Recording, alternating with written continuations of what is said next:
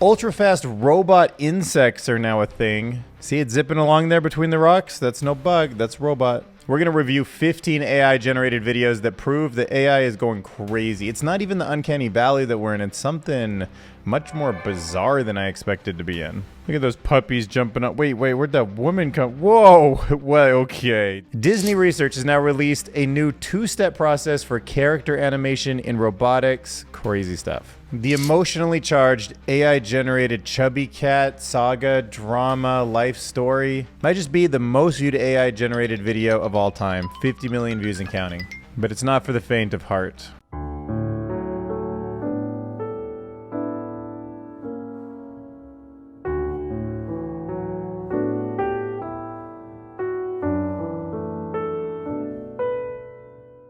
So this is a blob of something called hydrogel. It's a little bit like a blob of brain, and it can play Pong. Yeah, Pong the video game. It can actually play a video game, that blob of gel. I'm not kidding. Boston Dynamics dropped a new video of their famous robot Atlas doing hella push-ups. Taking a kind of karate ninja stance there too on top of it. MIT has launched the AI Risk Repository, a database of over 700 AI risks categorized by, you know, like doom.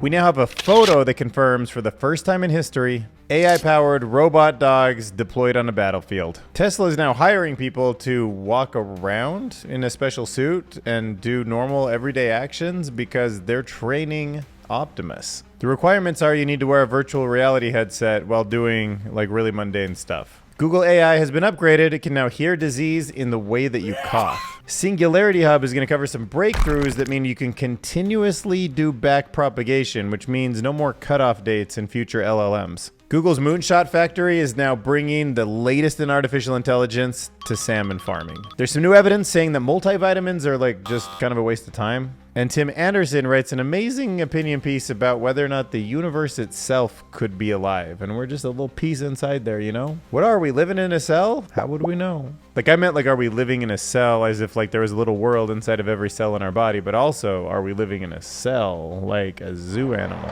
Jail. It's interesting. I didn't mean that, but it has two ways to interpret it.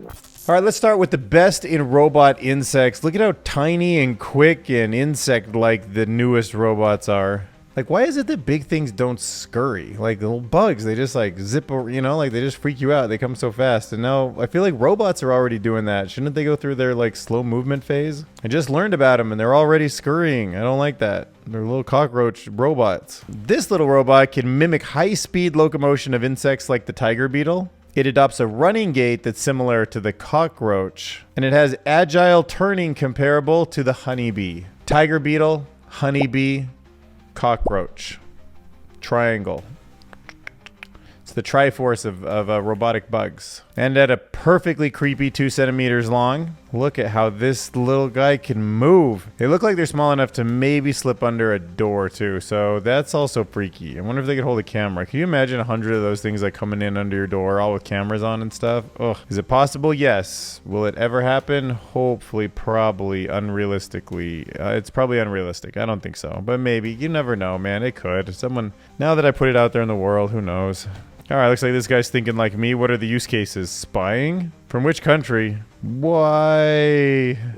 All right, so my feeds on social media are just getting full of like AI has gone crazy. So here's the top 15 that prove that. You know, just a little cart full of tomatoes here, but why are they wiggling? Oh God, are they cats? All right, what could go wrong here? Just, oh, it's back at the Olympics, I guess, with babies that are now adults and now they ski and go up walls in their helicopters. Oh my. All right, we covered that previously, but we knew it was wild. Oh, this one. Yeah, this is like the worst. You can kind of tell it knows cozy things happen in bed, right? Like cute little dogs, like a man and a woman, and then just like, oh God, the pillow turns into a third guy. That's the way, like, get that, where'd that guy come from? Get out of here. Something about the dogs and the girl, kind of I get, and then I don't know about that one. Meme turns into a Rickroll. Gotta watch out, that's the new Rickrolling. Whoa! Look at that guy just taking care of the baby. Oh no, the baby's now a basketball, but it didn't, what the, is the baby okay? Can already tell I'm not gonna like this one. What? Yeah, great hugs everybody. Glad everybody's hugging. There's lots of love there. Yeah, whatever kind of love and mutations that is. Okay, you might as well just let go. I think you've shown everyone the love that you need. Oh, got some Venom stuff going on there. Yeah, that's very alien and weird. Oh, and there's a mouth down there now. I haven't seen this one. What's that thing? Like a sea lion kind of just coming up to hug him and then he's using that gun to move him out of the way. Oh my gosh. And it was like pointing it the wrong direction. Oh, stuff just irritates me. All right, let's see what we got here. Guys, just fixing an air conditioner. Oh, he's in a space station? How does he have artificial gravity? Oh, maybe he lost gravity. Or is that a window? Oh, no, wait. Maybe he's just in the sky? I don't even want to know what kind of animal this food turns into. Oh, goats? Oh, bacon back into pigs. Okay, that's... Or is that bacon? I don't know. Oh, don't do Stephen Hawkins wrong like that. What are you doing him dirty? He's racing? Oh, that's... I didn't expect it to end there. Now he's hanging out with the homies. Look, this man taught us more about black holes than anyone else. Hawking radiation. Heard of it? Make a rap about that. Okay, this one actually looks kind of cool. This Game of Thrones DJ. Like, you put the right track behind that and all of a sudden... Ooh, that's cool. Okay, let me listen to this one with music on. Oh, that one's actually kind of legit. Oh, what are you, beautiful little cat lady? And, oh, cats on a Titanic? Oh, the internet. You're having too much fun with AI, okay? It's dangerous. All right, checking out some new Disney research. This is a two-stage technique for motion tracking and physics-based character animation and reinforcement learning to control diverse and unseen motions on both virtual and real-world humanoid robots. Oh, Grok can just summarize things like that for you? Okay, so this paper is introducing a method called versatile motion priors. They're calling it VMPs. And they help control characters in both virtual simulations and real-world robots. Works in 2 steps. First, it learns the basic pattern of different movements from a large set of motion data. Then it uses that knowledge to train a system that can make characters move in realistic and physically accurate ways. This method is great because it can handle a wide variety of movements, but even those that it hasn't seen before, it can learn with some extra training. And the authors tested it with both virtual characters and real robots. It works well. And it's a really great tool for creating lifelike dynamic animations. You gotta admit, we don't see robots moving around much like that. That's some very Disney-like ninja. Look at them jumping around there, karate chopping away. Oh man, up on one toe like that, leaning forward? That is definitely different. Man, it's interesting to see, now that I'm starting to visualize how robots might actually be very fluid in the next few years. Like something like that going around your house fully cleaned up without the jitters would be pretty freaking amazing. Grimlock, what are you doing? Look at you. Where's your articulation? All right, Grimlock, show that Disney research robot what's up. Show him what you do when you see Megatron. You Megatron tricked us. Make us like good leader Optimus Prime. Prime risked own life to save us. Bad Megatron!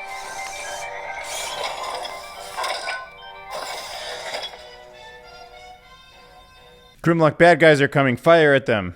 Lead Grimlock attack!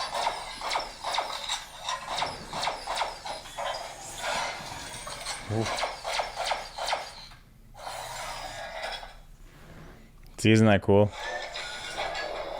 Ooh.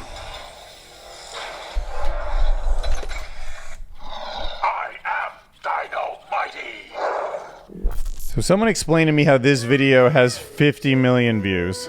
Look guys, if we are going to have any chance of standing up to the artificial superintelligence, we can't just be manipulated by some cats meowing to a somber tune of a poor cat who had a tough life and then makes some wrong choices. Ends up in the slammer, it looks like. Oh my god, though, look. 4.2 million hearts, 68,000 comments? My entire YouTube career would get the amount of attention as like 10 minutes of this thing. My cat sent me this and he's crying. Every time I see this, I remember the kid crying over a cat AI video. Is that its own viral video? It's just a sad looking AI cat. Oh, the lyrics are just meow, meow, meow. It's nothing to worry about. It's just as fine as it ever was. It's not even real. Bless his precious little heart. Come on, me too, little bro. Who are you, an adult? So if there's any doubt AI is gonna be manipulating us like in the near future, think about Chubby Cat AI and that kid. It's Probably going to make it his life's mission to like learn from that cat's mistakes.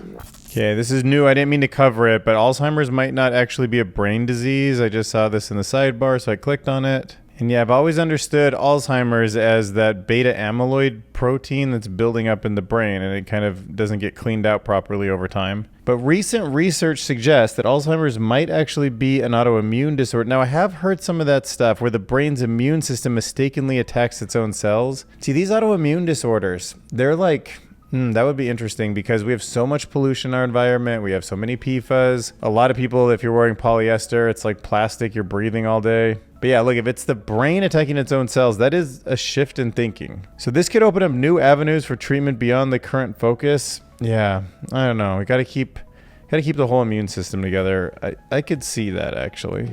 Anyhow, that's not what I came to this page for. I came to it for the one that in the intro you expected to see. That scientists build a simple gel brain that learns how to play Pong. So scientists have actually discovered that this simple squishy, what they call hydrogel, is actually something that can play and improve at the game of Pong, the video game. You can interface the gel with an adapted version of the game through an electrode array. And then researchers found that the hydrogel's accuracy in playing the game actually increased, leading to longer rally times, and it suggests that the gel has a basic form of memory. Despite being far from anything like an artificial brain, the hydrogel's ability to, quote, learn and adapt opens up new possibilities for developing smart materials that can respond to their environment, which could have an interesting future for applications. See, this expanded version of intelligence is something that I'm still trying to get my head around. Like, we think about intelligence through biological means. We can compare ourselves to different animals, maybe like an octopus, or we can sometimes imagine like an alien that's sort of smarter than us in a way that we wouldn't totally understand, like a superhero or something with like telekinesis, but we really haven't got, as a society, any idea like how broad intelligence might be. It might be this like little sliver, and everything that's intelligent kind of acts in a way that we sort of can identify, but what if it's not? And like, what if gels and weird stuff are intelligent in ways that don't even make sense to us, so we don't even think about how they're smarter than us, but they really are in lots of ways that matter in some environmental impact way? I don't know. So yeah, get yourself a blob of squishy gel to play Pong with next time you're bored. Boston Dynamics is back at it again, this time showing how the new version of Atlas, the improved, sleek version, can do a lot of really pretty realistic looking push-ups. I mean, he looks like a karate master just taking the position there, wide stance, then boom, down he goes, jumps into place. 1, 2, 3. Tell me that couldn't be like one of our Navy SEALs like out on the beach, like just training for like 1,000 hours longer than any human could ever go, just powered up somehow by the sun. Wow. I don't know what to say about that. Pretty realistic. Would it even make sense though if your robot messed up and you're like, give me 10 burpees, and they're like, okay, 10 push-ups, 10 burpees, let's go. This is MIT's new AI risk repository. It is a comprehensive living database of over 700 AI risks categorized by their cause and risk domain.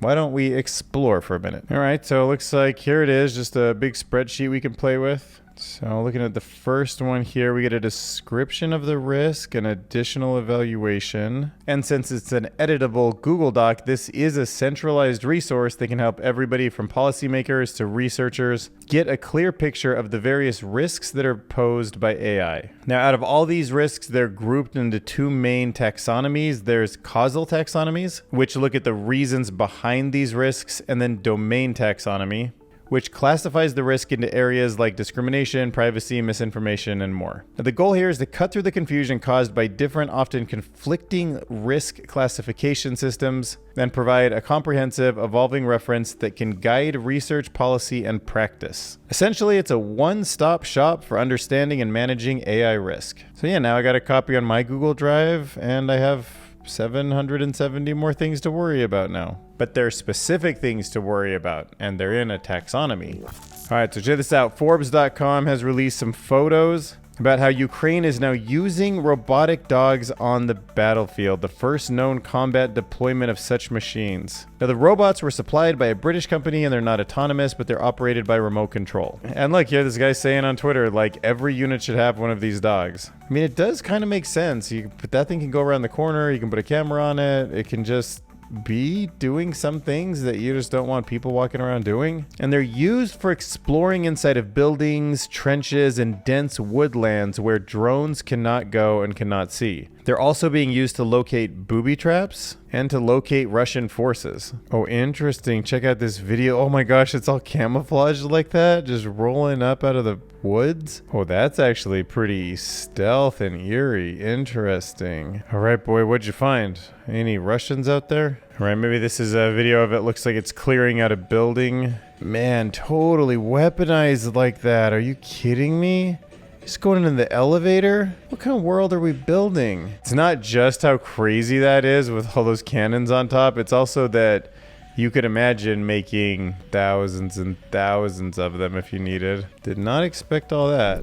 All right, so there's some thoughts that UBI eventually won't be just free money, but it will be money that's given maybe to tech companies in exchange for them just basically following you and taking your data. Your human data is just really valuable to them. And at this point, we're not there yet, but Tesla is just like, here, you guys want a job? It's $45 an hour. You just need to walk around. You'll have a suit on, you'll have a VR headset on, and then you'll just, you know, do stuff. So this is the night shift operation. So you would start at midnight and then you would go till 8:30 a.m. And what you would be doing is walking a predetermined test route for collecting data while wearing a motion cap suit and virtual reality headset. Imagine when we can all get paid to do things like walk around at our own, maybe our own will. Just be like, just act natural and do whatever you normally do. Just put the suit on. Like, okay, thanks for my $45 an hour. And there's UBI. But right now, if you're looking for a job, I guess you could apply for this at Tesla. It's got the LGBTQ plus care concierge service, 401k, weight loss and tobacco cessation programs, like cease and assist, cessation. Cool. I mean, I don't know. It's a job. If you need money, if you can get it, there's probably a lot of people going for it.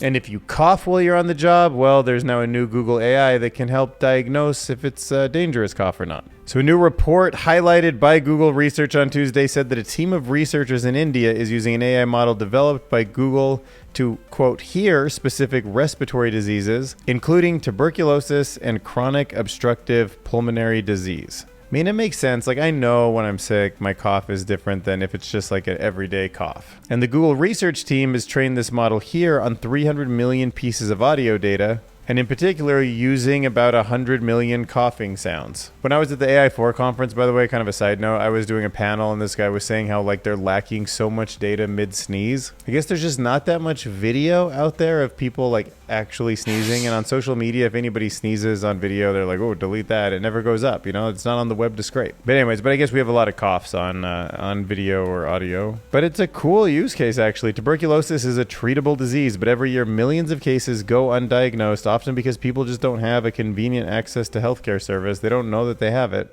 So yeah, I mean, I could see in the future if our phones just hear us coughing and a little beep, beep, beep, and you're like, what do you want, phone? And it's like, hey, been listening to you coughing. I have some evidence here that it might be tuberculosis. You might want to check it out. I'd be very thankful for that. I mean, I don't know if I love it listening to me all day, every day, but that would be one of the benefits. Okay, now I always knew that the phase in life where we had models like ChatGPT, like mostly 3, I guess, that were really like clearly cut off. Like they would say like September of like 2022 or whatever is like my cutoff date, and I don't know anything in the future. It was very weird how it just, the model was trained, it got finished training, that's how much data they scraped, and that was that. As people, we're pretty close to what we were yesterday, but last night we went to sleep and made some updates to our brain. So is there a way to not stop, do back propagation, but also keep learning as you're also generating, right?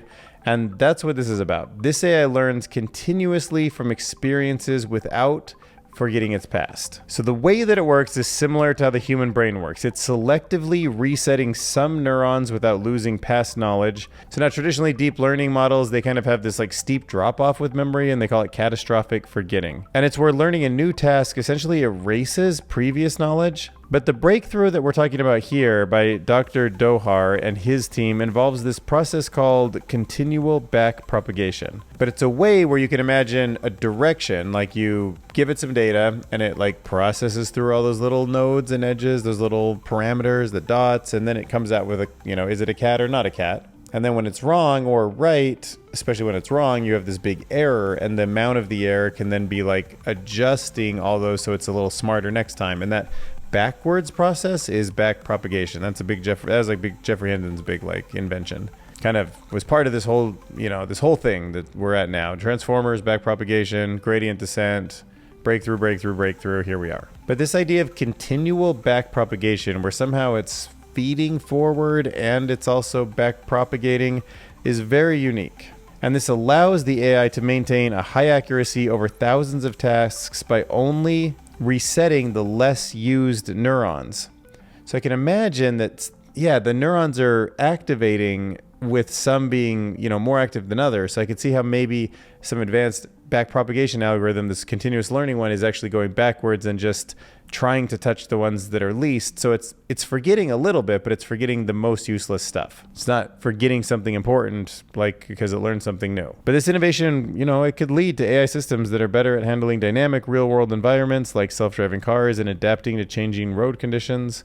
Eventually, robots, humanoid ones in our house, just adapting to our needs in ways that are completely unique every time, like a person.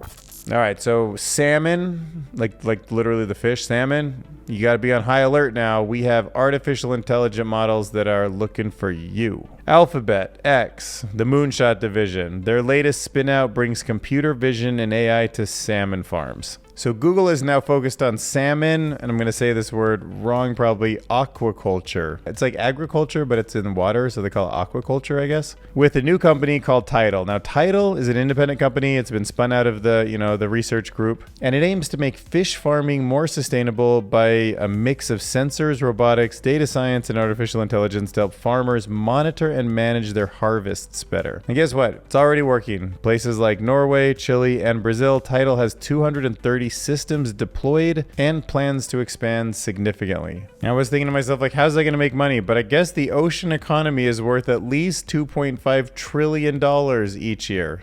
Or is the ocean economy like boats and stuff, moving things around the world too? I don't really know. But Astro Teller, the head of the Moonshot division, is totally right when he says, despite its critical role in our health, our planet, and our population, the ocean remains one of the least understood and explored regions on the globe. It's hard to get under that water, It's almost arguably easier to get into space. So this is Tidal's underwater perception rig. Here's what it's like to work at Google in the Moonshots division. I mean, I find it interesting. Like a real-time system, it captures fish growth, health, feeding behavior, and then it can provide critical automation to an industry about like where to stop farming or the fish, or where to go get the fish, and how to not overpopulate or overfish something so it becomes depopulated. I mean, this is one of those situations where the tragedy of the commons is such a human risk. And if you use AI to just amplify humans, we're so screwed with that kind of stuff. But maybe if AI sits in somewhere and guides us like humans are cars, and it's like the traffic lights,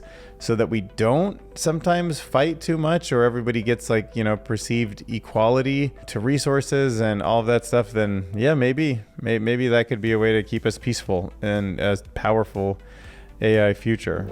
All right, let's talk about multivitamins. These things, I'm not saying they're a scam, but they're kind of maybe useless. Don't get me wrong, I understand vitamins are an important part of our body. People swear by their multivitamins. Maybe for some people, missing some things, that's good, but maybe a lot of it's just too much. Robert Roy Britt talks about on Medium, do multivitamins do any good? Advice is all over the place, so I asked scientists who actually study this question. Now there's a widely reported new study, 390,000 people, concluding that multivitamins don't do squat for longevity. Case closed, right? Not so fast. Two big problems. Maybe they do something? So we know that having a shortfall in one or more vitamins or minerals is actually really common in the US, and it becomes more common as we get older. So maybe if you're using vitamins to bring you up because you're deficient, it's a different story than people who are just taking them, but they're eating reasonable diets. And it does seem like vitamins do get into the blood.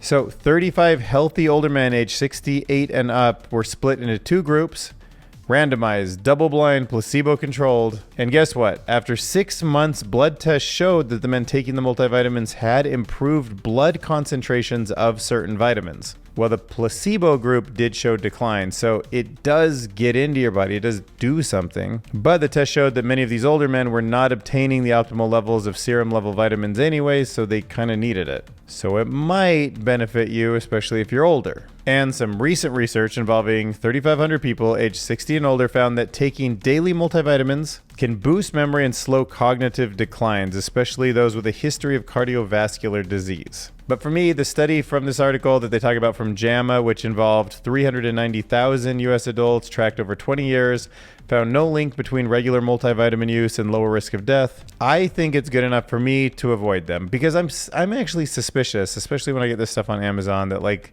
the pills just aren't right. Like maybe getting too much vitamin too easily, like in a pill form, feels like that could cause its own problem. Like the body's reacting to like, where'd all this, like vitamin K come from? Like I got to clean this out of my system. Of course, that's not how vitamins work. They should just go right through you. So I guess that's not the way to think. But to me, it just feels like if the study's showing that, then I don't need it. Maybe when I'm older, there's some edge cases where I might reconsider it. And I do understand that study is not the end all be all because it was an observational study. It was not randomized. It was not controlled. There could be bias in the causation, meaning that it has potential biases that can't prove causation. And there was actually other stuff about like how often it was measured and how trustworthy some of the people are. So it's not perfect, but it's science and it's so many people. It's 390,000 US healthy adults. And I consider myself to be generally a healthy adult, so I'm not going to do it. But you do you. That's not advice.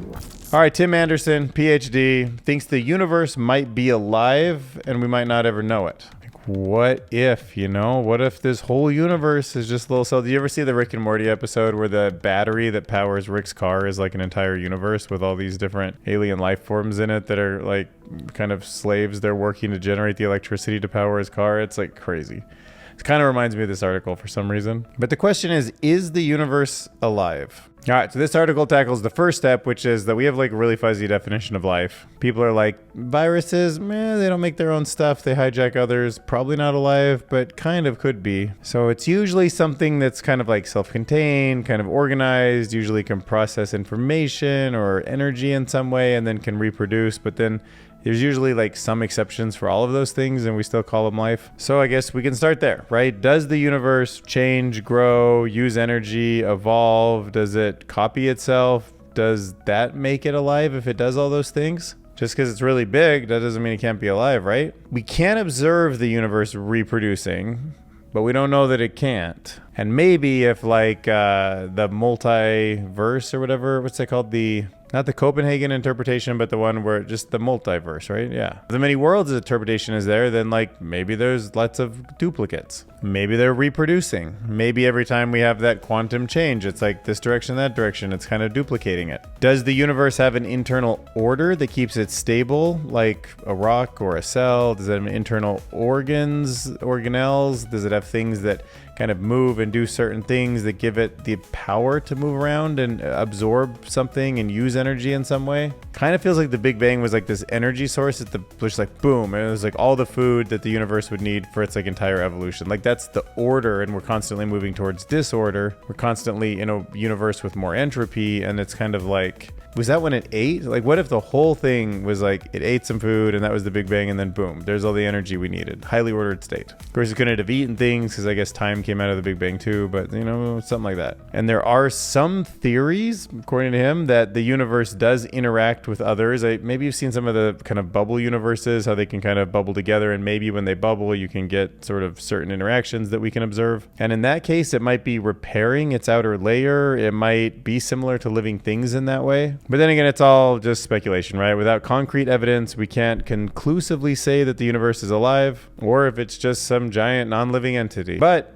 maybe advances in AI will give us some clues to a lot of these things in our lifetime. So as scared as I am of AI in many ways, like I have a high P doom, I do think the cool part will be that we are going to learn a massive amount about the universe. Like maybe like we put together the whole like dark matter, quantum physics and gravity issues, and like they come up with answers about if we're in a simulation, like that kind of stuff we're probably going to make some strides towards, which will be exciting.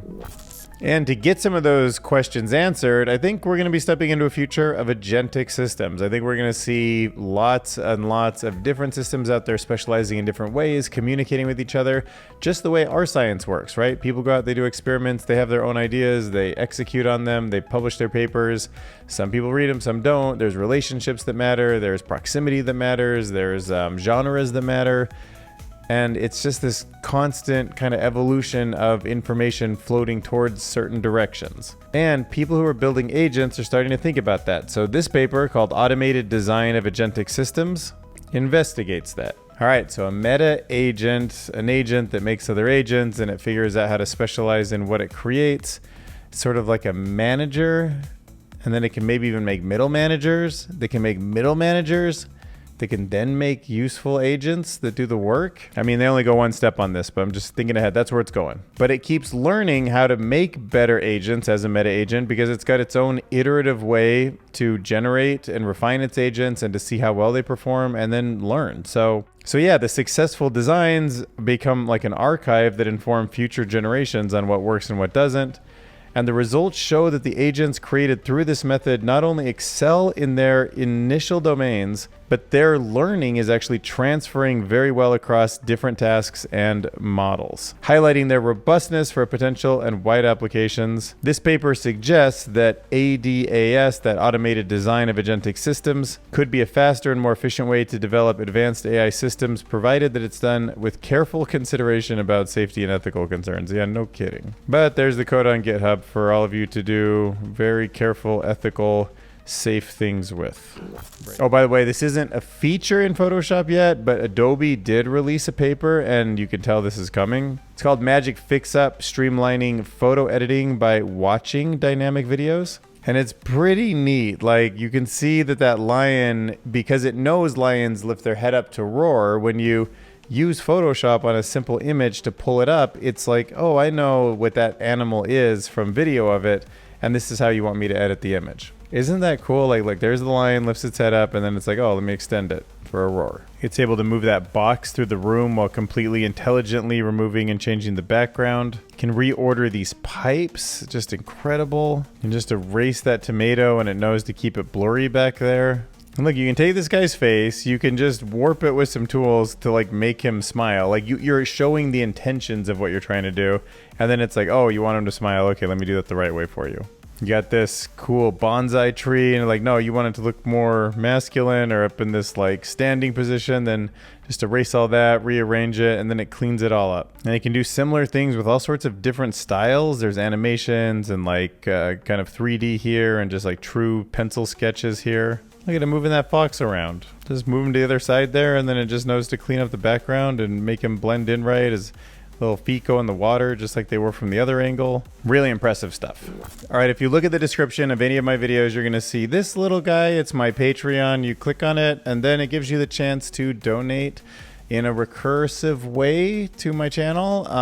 Maybe you didn't get enough value out of it, so no bigs, don't click on it. But if you did, I'm really excited about potentially making enough money from Patreon to just do this full time. And that would be super dream of mine. Obviously there's no sponsors in the video. I'm like out there sourcing all this material, like throwing my thoughts together, doing my editing. It's a total grind. I make like, 50 cents an hour at most. That's like being super generous about some videos. But I love doing it, and that's why I do it. And hopefully the more support I get, the better I can do it, and the more I can make it a career. So I would appreciate the support. If you can you can DM me through like Patreon, and then I'll know like you're like a supporter and answer anything you need. Oh, this will be a good one. All these AI generated videos remind me of that old Hippo House PSA from Canada.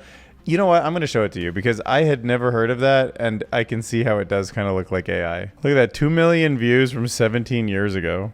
This is actually not AI, it's just old school effects, I guess. But look, little baby hippos. I don't even really understand what the PSA is about, but it's just tiny little hippos like in your house. And it seems like your cat wants to eat them. So don't let your cat eat little hippos. This is Canada. What kind of PSA is that?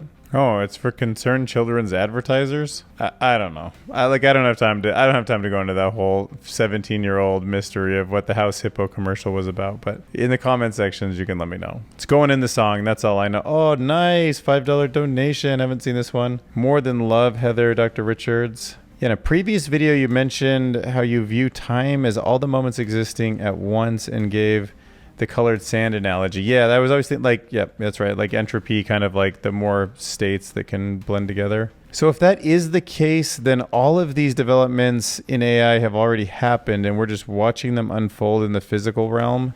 I mean, they're time invariant at the physical level, and that there's many more ordered unordered states than there are ordered states. So we're moving towards like a homogeneous mix where we're in the mostly unordered state because that's highly probable. So that's what's making time. But it doesn't, I don't know if it all exists or it doesn't. I mean, it's all possible states that could exist, but some are so unlikely that I wouldn't say that the future and the past are really have like already happened and we're just watching it unfold in that sense. But then I'm also kind of like, I'm not a big fan of free will. I mean, I know there's like a little window of it, maybe, but probably not. I think it's probably just atoms kind of unfolding in a certain way from the beginning of the Big Bang. But in that case, then yeah, we're just watching things unfold in the physical realm because it was all, in a sense, not predetermined, but like it was all from a continual source. I don't know if I answered that well, but I certainly appreciate the support. Thanks for the $5. You're going in the song. All right, I'm going to pick one more comment, and we're not going to go off on a tangent here. Perfect. Wieldly bunny fish robots with human butts are real. Yes, just straight facts now. Acid trance. Go. These AI-generated videos remind me of that old house hippo, PSA from Canada. Its message rings very true in the current year. In your previous video, you mentioned how you view time as all moments existing at once, and gave the colored sand analogy pretty fitting, I believe. Wheel bunny fish robots with human butts are real. Okay, there you go. Hit subscribe. Join the Patreon. I appreciate your support. We'll see you guys in the next AI, crazy science, health, longevity video tangent that I'm doing now. Bye.